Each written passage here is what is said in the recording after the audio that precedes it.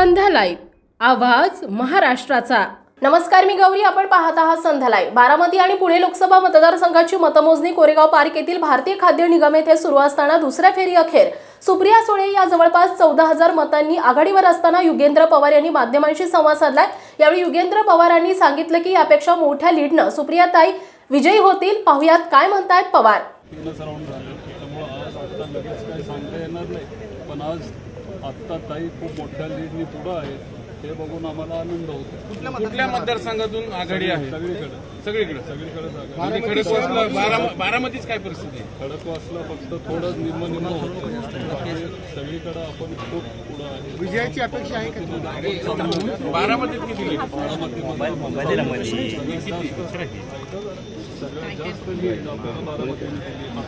माझा मोबाईल वरती तुमचे युगेंद्र दादा डोर टू डोर फिरला होता, डोर टू डोर तुम्ही स्वतः फिरला होता, त्याचा फायदा होईल शेवटपर्यंत। ही जी लीड आहे ती शेवटपर्यंत टिकेल, विजयी होतील सुप्रियाताई।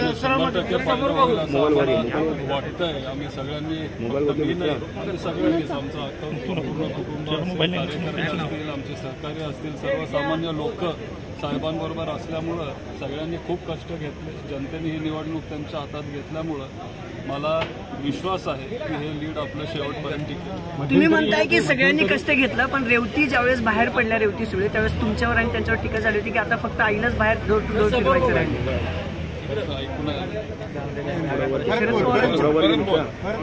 तुम्ही डोर टू डोरचा उल्लेख केला, रेवती सुळे आणि तुम्ही देखील फिरला होता। रेवती बाहेर पडल्यानंतर पलीकडल्या गटाकडून टीका झाली होती की आता फक्त आईलाच बाहेर काढायचं राहिले। कुणाल डोकं मागे घे। शेवटी साहेबांशी काय माहिती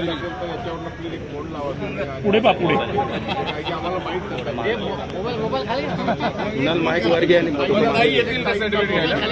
हे फोन करून म्हणजे आम्हाला पार्टी इथं आलो आहे, कार्यकर्त्यांची इच्छा होती, त्याच्यामुळे काय करणार? मोबाईलच्या मित्र बारामतीकरांनी निकाल दिला म्हणाले, बारामती कोणाचे लीड असेल अशी कुणाल डोकं मागे घे।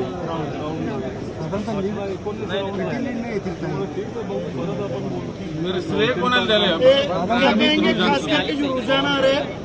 संध्या लाईव्ह साठी प्रतिनिधी रोहित दळवी, पुणे। आणि महत्त्वपूर्ण बातम्या पाहण्यासाठी आजच आमच्या संध्या लाईव्ह न्यूज चॅनलला YouTube वर सबस्क्राईब करा आणि बेल आयकॉन प्रेस